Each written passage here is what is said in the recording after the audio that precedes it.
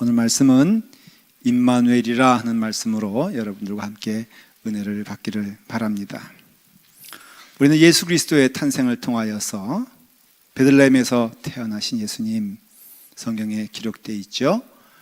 그리고 또 말구유에서 태어나신 예수님 성경에 말하고 있습니다. 또 동방 박사들이 멀리서부터 별을 보고 주님을 찾아 경배했던 말씀도 성탄절에 우리는 듣고 있습니다. 그리고 또 광야에서 양을 치던 목자들이 천상에서 들려오는 천사들의 찬양을 듣고 예수님을 경배했다라는 말씀도 있습니다. 그런데 그 가운데 오늘 말씀을 보니까는 마리아라는 처녀에게서, 결혼을 하지 않은 남자를 알지 못하는 처녀에게서 한 자녀가 태어나게 될 것인데 그분이 곧 예수 그리스도시니라. 그분은 바로 임마누엘의 하나님이다, 그렇게 말하고 있습니다. 보라, 처녀가 잉태하여 아들을 낳을 것이요 그 이름을 임마누엘이라 하리라 하는 그 약속의 말씀이 사실은 오래전에 하나님께서 선지자 이사야를 통하여서 약속한 말씀이 800년 후에 베들레헴에서 이루어지는 것을 볼 수가 있습니다. 처녀가 잉태하여 아들을 낳을 것이며, 사실 이 말씀은 좀 이상합니다.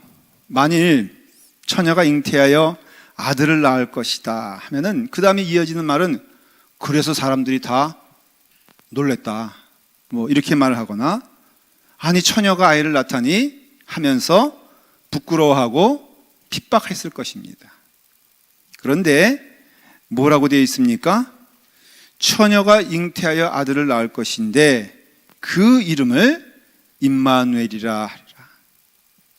세상에서는 처녀 마리아가 애를 낳았다 그러면은 부끄러운 일이라고, 그리고 창피한 일이라고 말을 할 텐데, 그 처녀가 아들을 낳은 것은 바로 하나님이 함께 하심이니라. 하나님이 함께 하셨기에 그 처녀에게서 아들을 낳게 될 것이라. 마리아는 정숙한 여인이에요. 누구보다도 누가 알았냐면은 그 정혼한 약혼자인 요셉이 그것을 알았단 말이에요.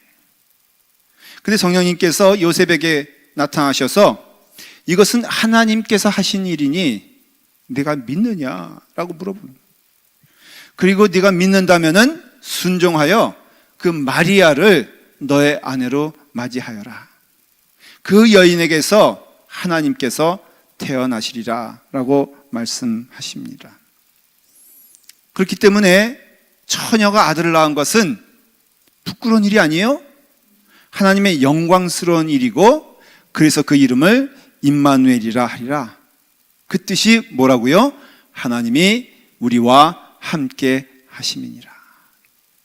성탄은 하나님이 우리와 함께 하시는 그것을 증거하고 선포하는 시간입니다. 우리로 말하면은 하나님이 어디 계시느냐, 나와 함께 하시는 것을 기뻐하고 고백하고 찬송하는 시간이 이 성탄의 시간이에요. 우리는 1년에 있어서 반복적으로 하나님께 영광 돌리는 찬양을 하는 세 가지가 있습니다. 하나는 부활절이에요. 부활절. 죽은 자 가운데에서 예수 그리스도께서 부활하셔서 참 생명이 되신 것을 선포하시고 우리에게도 동일한 은혜를 주신 부활절을 우리는 매년 그 시간이 되면은 예수 그리스도의 부활을 감사하고 기뻐하면서 우리 또한 부활한 것을 믿고 나가는 부활신앙을 고백을 합니다. 그 다음에 또 신자로서 꼭 잊지 말아야 할 것이 감사예요. 그래서 추수의 시간이 되면 우리는 감사를 누구에게 올려드립니까? 하나님에게 올려드립니다. 그래서 하나님께서 우리의 길을 인도하시고 우리의 길에 먹여주시고 입혀주시는 것을 고백하면서 하나님께 감사의 고백을 하죠.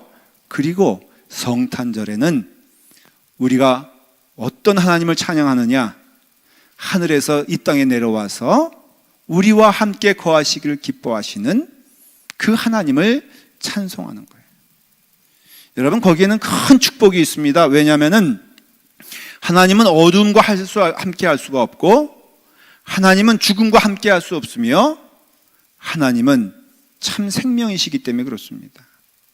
근데 그 하나님이 우리에게 임하여서 이 땅에 오시고 우리와 함께 거하셨다는 것은 이게 어떤 의미가 있냐면요, 우리가 하나님의 자녀가 되었다는 증거가 되는 것이에요.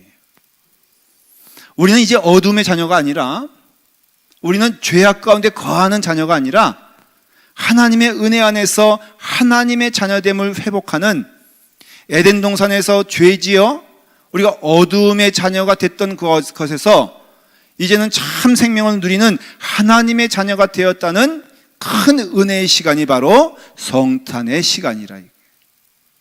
하나님이 우리와 함께 하시는 것이 우리는 성령님을 통해서 믿고 체험하게 되었을 때, 그 증거는 무엇이냐면 바로 예수님께서 모든 죄를 짊어지시고 이 땅에서 참된 하나님의 영광을 선포하시며 죄 가운데 죄를 짊어지시고 대속의 은혜로 십자가에 가신 길이 시작이 성탄이기 때문에, 그 성탄을 통하여선 죄 용서받은 우리가, 하나님의 자녀된 우리가 하나님을 찬양하며 기뻐하며 믿음을 가지고 주님과 함께 동행하는 은총을 주신 것을 감사하는 것이 이 성탄의 시간이라. 이 말씀의 근거는 어디냐 하면은 오늘 말씀에 뭐라고 되어 있어요? 22절에 이렇게 되어 있습니다. 이 모든 일이 된 것은 주께서 선지자로 하신 말씀을 이루려 하려 하심이라. 하나님께서는 이미 선지자를 통하여서 말씀하셨어요. 800년 전에 우리 하나님께서는 선지자 이사야를 통하여서 하나님의 말씀이 임하였다는 것이에요.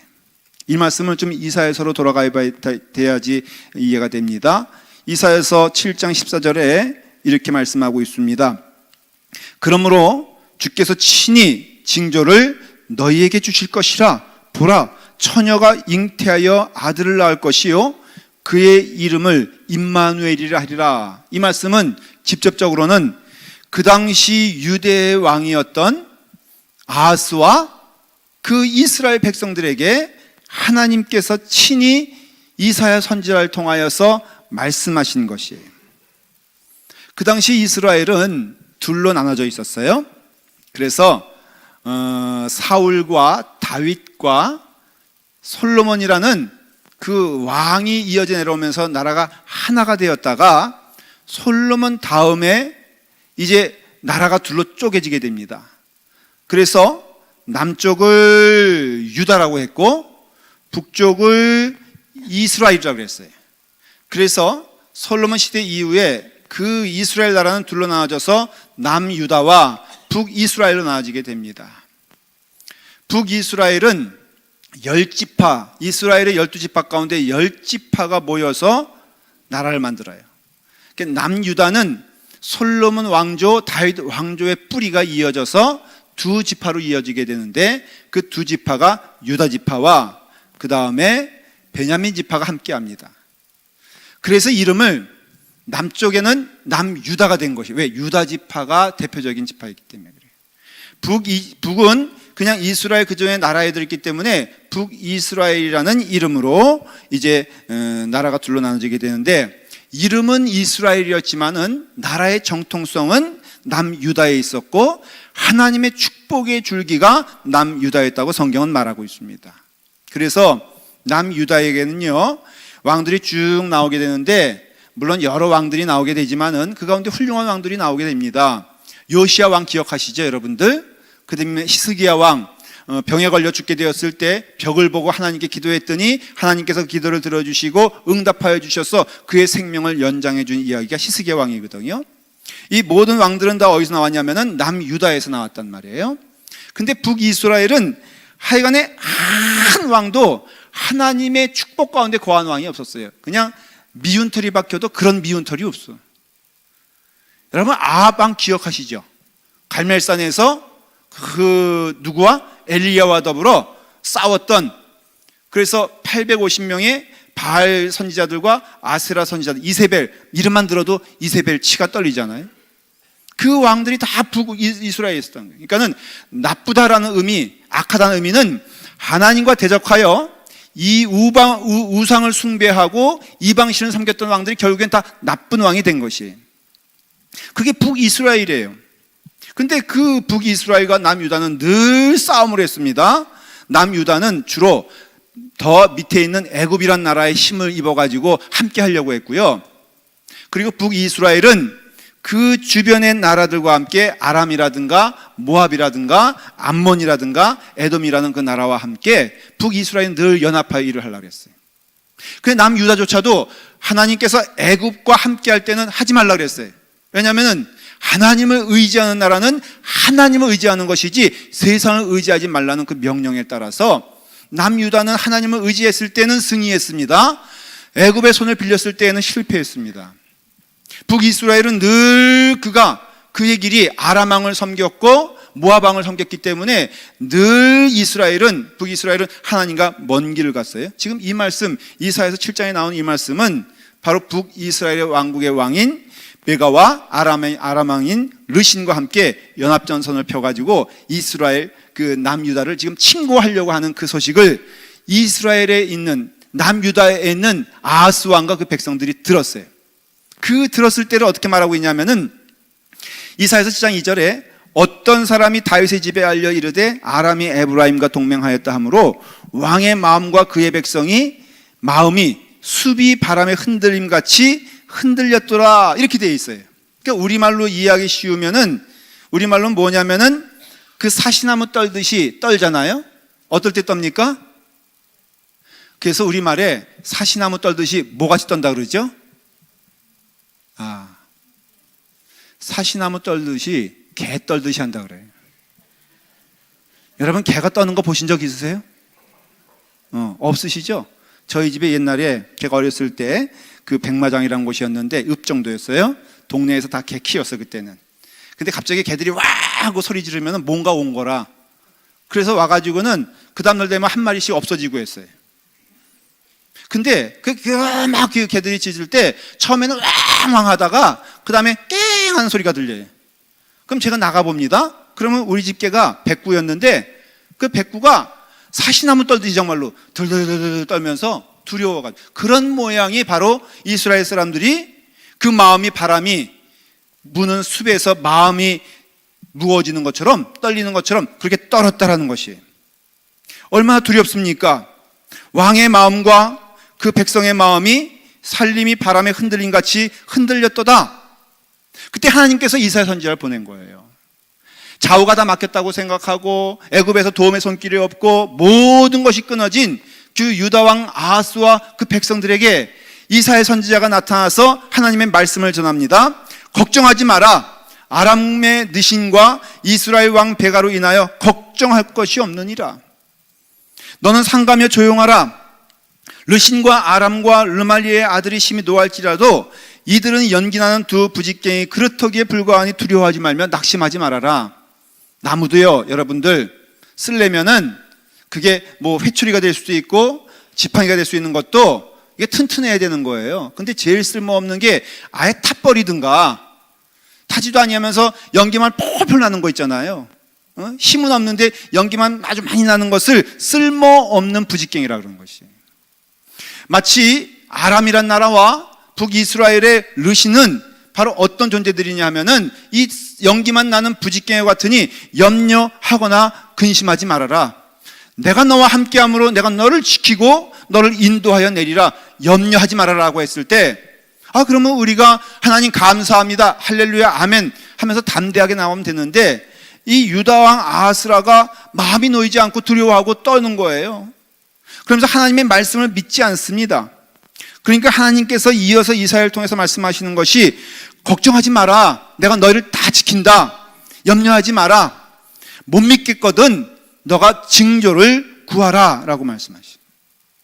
그런데 재미있는 것은 아하스 왕이 징조를 구하지 않아요. 여러분 성경에서 보면은 때로는 하나님께서 우리로 하여금 하나님을 시험하여 보라고 말씀하신 부분들이 나와요. 말라기서에 보면요, 우리가 먹는 문제, 우리가 입는 문제 때문에 근심하여서 하나님께 드릴 거 안 드리잖아요. 11주 못할 때가 있잖아요. 그럴 때 하나님께서 뭐라고 말씀하십니까? 너는 하나님의 것을 도둑질하지 말아라.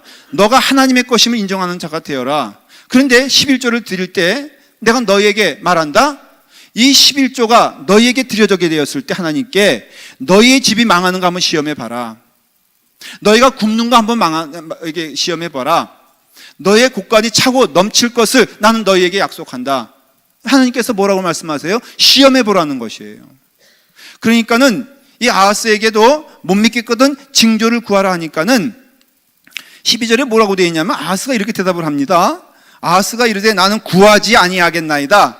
나는 여호와를 시험하지 아니하겠나이다 한지라. 하나님을 시험하지 않겠대요. 여러분, 믿음이 좋아서 아하스 왕이 이렇게 말하는 것이 아니라 이건 뭘 뜻하냐면요, 하나님을 믿지 않는 것이에요. 하나님을 믿지 않으니까는 구할 것도 없다는 것이죠. 여러분, 믿어야 구할 거 아니에요? 지금 아하스 왕은 깊은 신앙에 표현한 것이 아니라 바로 하나님께서 해주실 수 있겠느냐? 지금까지도 하나님께서 안 해주신 것 같은데 하나님 무슨 힘이 있겠느냐? 나는 하나님의 도움을 믿지도 않고 의지하지도 않습니다 라고 말하는 것이에요. 이사야가 말을 합니다. 다윗의 집이여 원하건대 들을지어다. 너희가 사람을 괴롭히고서 그것을 작은 일로 여겨 또 나의 하나님을 괴롭히려 하느냐. 여러분, 이사야가 뭐라고 말하냐면은 제발 좀 들어라. 하나님께서 너의 말을 듣기를 원하신다. 너가 간절히 소망하며 기도할 때 하나님은 너의 기도를 들으시고 응답하여 주리니 너가 징조를 구하라. 안 믿는 거예요. 듣지 않는 거예요. 그래서 하나님께서 이사야를 통해서 약속하신 말씀이 오늘 읽은 말씀, 보라 처녀가 잉태하여 아들을 낳으리니 그 이름을 임마누엘이라 하리라. 여러분, 이게 넓게는요 800년 후에 오실 예수 그리스도를 약속함 동시에 이런 말이에요. 너는 처녀가 잉태하여 아들을 낳는 것이 쉽냐? 아니면은 네가 전쟁에 나가서 나와 함께 싸워서 이기는 것이 쉽냐? 당연히 전쟁에 나가서 이기는 것이 우리가 보기에는 난 맞습니다. 일어날 수 있는 일입니다. 처녀가 잉태하여 아들을 낳는 것은 있을 수 없는 일인 것입니다. 그러니까는 너희가 이와 같이 처녀가 잉태하여 아들을 낳는 이와 같은 능력이 내게 있음을 너가 보지 못한다면은 너가 나와 함께 싸워서 이기겠다는 이 약속의 말씀을 왜 믿지 못하느냐라고 말하는 것이에요. 여러분, 처녀가 아이를 낳는 것은 하나님은 하나님이시기 때문에 할 수 있다는 것을 기억하시길 바랍니다. 하나님의 역사의 시작은 기적으로 시작된 거 아십니까? 아무것도 없는 곳에서 해를 만드시고 달을 만드신 하나님의 능력이 우리를 지금 이 자리에 있게 한 것이에요. 여러분, 아무것도 없는 흙에서 우리로 하여금 생기를 불어넣어 하나님의 생명으로 만들어주신 것도 하나님의 능력과 기적을 통하여 이루어진 것이에요. 여러분들은 눈에 안 보인다고, 듣지 못한다고 인정하지 못합니까? 사실은요, 오늘날의 모든 이 세계에 우리가 누리고 있는 이것도 하나님의 능력과 기적 없이 이루어지는 것이 하나도 없다고 성경은 말하고 있어요. 우리는 우리의 이성을, 우리의 과학을 신이라고 하지만은 여러분, 과학은요 하나님이 주신 것이요 가장 하나님의 형상으로 할 수 있는 일부분의 일인 것을 알 수가 있어요. 여러분, 그걸 가지고서 우리가 모든 것을 다 한다고 말합니까? 우리가 다 이해한다고 말합니까? 다 알 수 있다고 말을 합니까? 제가 성경을 빌어서 여러분들에게 물어볼게요. 욥기에 보면은 욥이 하나님에 대해서 불평하고 원망할 때 하나님은 가만히 계시다가 마지막에 하나님께서는 말씀하기 시작합니다. 두 가지입니다. 내가 아느냐? 내가 나를 아느냐? 내가 하나님의 오묘함을 어찌 능히 측량하며 전능자를 어찌 능히 완전히 알겠느냐? 내가 제일 먼저 난 사람이냐? 산들이 있기 전에 내가 출생하였느냐? 내가 땅에 기초를 놓을 때 내가 어디 있었느냐? 내가 깨달아 알거든 말할지어다. 내가 바다의 샘이 들어가겠느냐? 깊은 물 밑으로 걸어다녀 보았느냐? 땅의 너비를 내가 측정할 수 있겠느냐? 내가 이 모든 것들을 다 알거든 말하거라. 내가 하나님처럼 능력이 있느냐? 하나님처럼 천둥의 소리를 낼 수 있겠느냐? 하나님이 욥에게 물어보시고 말씀하신 거예요. 이것이 오늘 우리에게도 동일하게 물어보십니다. 내가 다 아느냐? 우린 몰라요. 모르면서 우리는 믿으려고 하지도 않아요. 약속된 말씀이 있는데도 우리는 그것을 우리가 잡으려고 하질 않아요. 하나님은 전능하시고 전능하신 그 하나님께서는 홍해를 가르신 동시에 우리 가운데 함께해 주셔서 우리와 동행하셔서 놀라우신 하나님의 은혜로 우리를 인도하심을 믿으시길 바랍니다.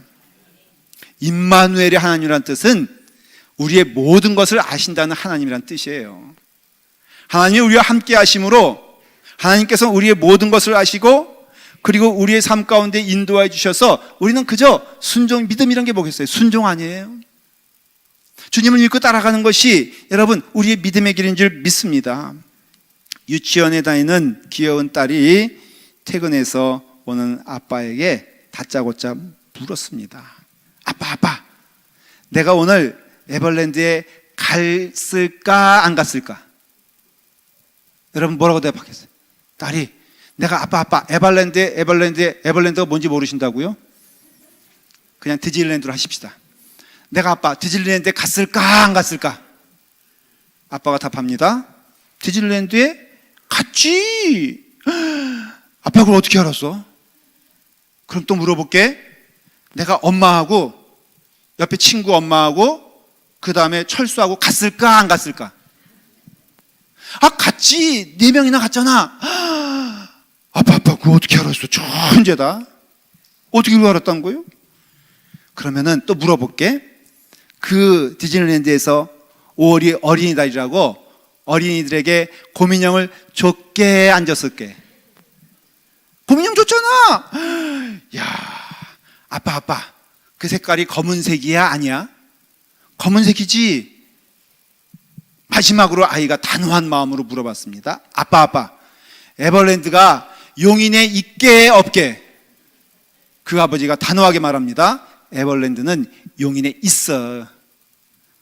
그 딸이 그 마음 가운데 풍족한 신뢰가 생겼어요. 우리 아빠는 모르는 거 없어. 우리 아빠는 모든 거 다 아시네.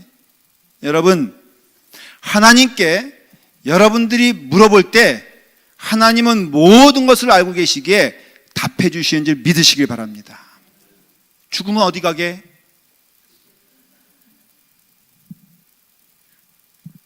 하나님께서는 우리에게 모든 것을 다하여 함께 하시는 하나님이십니다. 우리의 마음으로 때로는 지금 왜라고 물어볼 때 하나님은 그것이 가장 우리에게 좋으신 줄 믿기 때문에 역사해 주시는 줄 믿으시길 바랍니다. 하나님의 손이 짧아서냐? 하나님의 능력이 없어서냐? 성경은 물어봐요. 하나님께서는 모르시는 것 없고 하나님은 능력 없으신 게 없기에 우리에게 가장 선한 것을 우리에게 주신다. 이게 성탄절에 우리가 고백되어지는 예수 그리스도가 이 땅에 오셔서 우리 가운데 주시는 큰 놀라운 축복이 임하게 된다는 것이. 이 싸움은요 끝나지 않았습니다. 이사야서에서의 그 아하스 왕과 하나님과의 대화를 여기서 멈추는 것이 아니라 800년 후에 약속대로 예수 그리스도께서는 천의 몸으로 이 땅에 오셔서 잉태하셔서 임마누엘의 하나님이 되셔서 우리 가운데 구원을 주셨어요. 여러분, 복음은 무엇입니까? 구원입니다. 무엇으로부터 구원입니까? 우리의 가장 영적 싸움의 대상은 죄예요, 죄. 여러분, 모든 것은 죄에서 시작된 거 아십니까? 에덴 동산에서 아담과 이브가 그 땅을 떠났어야만 되는 것도 죄 때문이었습니다. 밝은 생명의 빛이 어둠의 빛으로 변한 것도 죄 때문이었습니다. 하나님을 바라보지 못하게 하고 어둠 가운데 슬피 울게 만든 것도 죄 때문인 것입니다. 오늘날에 임하는 모든 고통도 사실 따져보면 무엇 때문이냐? 우리의 죄 때문임을 알 수가 있습니다. 경제가 문제가 아니에요. 정치가 문제가 아니에요. 그것을 행하는 사람들의 마음 가운데에는 깊은 죄 때문에 우리는 고통당하고 있는 것이에요. 이 싸움에서 우리는 절망합니다. 이 싸움에서 우리는 이길 수 없습니다. 그러나 하나님께서 오늘 똑같이 이사야를 통하여서 아하스 왕에게 임한 것처럼 우리에게 똑같이 말씀하십니다. 두려워하지 마라. 염려하지 마라. 근심하지 마라. 너희 가운데 참된 빛이 임하여 어두움에서 참된 생명의 빛을 주신 하나님께서 너의 싸움에서 반드시 승리하게 될 것을 믿으니 나를 믿어라. 나는 하나님이야 라고 말하는 것이. 여러분 가운데 어둠의 싸움이 있지 않습니까? 우리가 믿는 자라면 당연히 싸워야 될 대상이 있다는 것을 압니다. 예수 그리스도를 믿고 영접한 다음에 우리는 그 싸움에 본격적으로 돌입하는 것도 압니다. 그러나 여러분, 이 싸움은 반드시 승리하는 싸움인 줄 믿으시길 바랍니다. 하나님의 자녀로서 살아가는 것이 얼마나 복된 길입니까? 그러나 우리는 더 이상 이제는 어둠 가운데 거할 수 없고 우리는 생명의 빛으로 옮겨갔는데 이 싸움에서 우리는 절망할 수밖에 없어요.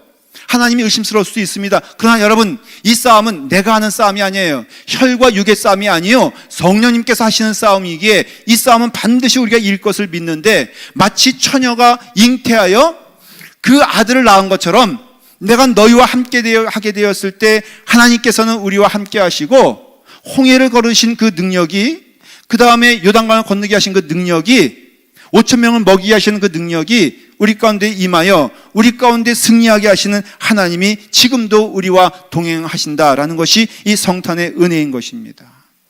왜 예수님께서는 이와 같이 독생자, 예수님께서는 이와 같이 처녀의 몸에서 태어날 수밖에 없겠느냐? 여러분, 죄 가운데 거하는 우리들이 죄로부터 자유로우려면은 누군가 죄 없는 자가 우리의 죄를 대속하여야지만이 우리의 죄가 해방될 수 있다는 것이에요. 예수님께서는 그 은혜의 축복을 우리에게 주셔서 우리는 누구냐? 바로 예수님의 은혜 가운데 구원받은 자들이다. 예수님이란 이름의 뜻이 뭐라고요? 저가 자기 백성을 그의 죄에서 구원할 자이심이라. 우리 주님께서 이 땅에 오신 이유는 딱 한 가지입니다. 죄 가운데 죽을 수밖에 없는 우리 영혼들을 하나님의 전적인 은혜와 축복으로 우리를 새 생명 가운데 누리게 했사오니, 여러분은 이제는 죄의 자녀가 아니고 어둠의 자녀가 아니고 생명의 자녀가 되어서 생명의 길로 걸어가게 하시는 하나님의 능력이 임하는 줄 믿으시길 바랍니다. 또 축복이 뭔 줄 아십니까? 임마누엘은 하나님이 나와 함께 하신다. 여러분, 우리가 그래서 구원받은 증거가 되는 것이, 하나님은 어둠 가운데 거하실 수가 없고요, 죄와 함께 걸어가실 수가 없어요. 그러니까는 하나님이 우리와 함께 하신다는 뜻은 우리가 이미 주의 은혜 안에서 어떤 자가 되었다고요? 거룩한 자가 되었다는 것이에요. 우리의 죄의 용서는 언제 용서받았느냐? 예수님께서 이 땅에 오셔서 구원의 빛으로 우리 가운데 임하게 되었을 때 이미 우리는 하나님의 자녀가 된 것을 믿으시길 바랍니다. 여러분들의 소속은 이제 세상이 아니요, 하나님의 자녀가 되었기 때문에 하나님은 여러분들을 떠나시지도 않고 떠날 수도 없고, 그리고 함께 하시면서 이 싸움에서 승리하게 하심을 우리 가운데 증거로 보여주신다는 것이에요. 성령 하나님이 우리 가운데 오셨어요. 우리 가운데 이제 육신의 일 가운데, 육체의 일 가운데 있었던 우리가 곧 음행과 더러운 것과 호색과 우상숭배하는 분쟁과 시기와 분냄과 우리 가운데 죄 가운데 거하게 하는 이런 것들에서 하나님은 성령의 열매를 맺게 하기 위해서 우리로 하여금 싸우게 하세요. 그러나 반드시 이것은 세상을 의지하는 것이 아니라 하나님을 의지하는 싸움이요, 이 싸움은 약속하신 이사야 7장에 나와 있는 처녀가 잉태하여 아들을 낳게 될 것이니 그 이름을 임마누엘이라 하리라. 예수님이 오셨을 때 똑같이 처녀가 잉태하여 아들을 낳게 될 것이니 그 이름을 임마누엘이라 하리라, 예수라 하리라 말씀하신 그 은혜가 오늘 이 시간에도 그 하나님의 성탄은 끝나지 않았습니다. 오늘 이 시간에도 그 말씀을 믿는 자에게 동일한 은혜와 축복을 주셨으니 여러분들은 이제는 죄의 자녀가 아니라, 여러분들은 죄악 가운데 거하는 자녀가 아니라 하나님의 자녀가 된 증거임을 믿으시기 바랍니다. 왜? 하나님께서 우리와 함께 동행하실 기뻐하시고, 하나님은 우리와 함께 임마누엘의 하나님이 되는 것을 기뻐하시며, 그럼으로써 우리와 함께 걸어가며 우리와 함께 즐거워하며 주님이 우리와 함께 동행하시는 것이 오늘 고백되어지고 증거되어진 하나님의 놀라운 축복의 시간이 되는 것을 믿습니다. 우리는 다음 주면은 성탄을 맞이하게 됩니다. 사랑하는 여러분, 이미 오신 예수 그리스도께서 우리와 함께 거하시어 우리로 하여금 이기게 하시고, 우리로 하여금 함께 하시고, 우리로 하여금 세상의 자녀가 아니라 하나님의 자녀 되게 하는 축복을 주셨으니 그 은혜 안에서 승리하며 살아가는 메리 크리스마스, 주님을 기뻐하는 성도가 되기를 간절히 축원을 드립니다. 기도하겠습니다. 아버지 하나님,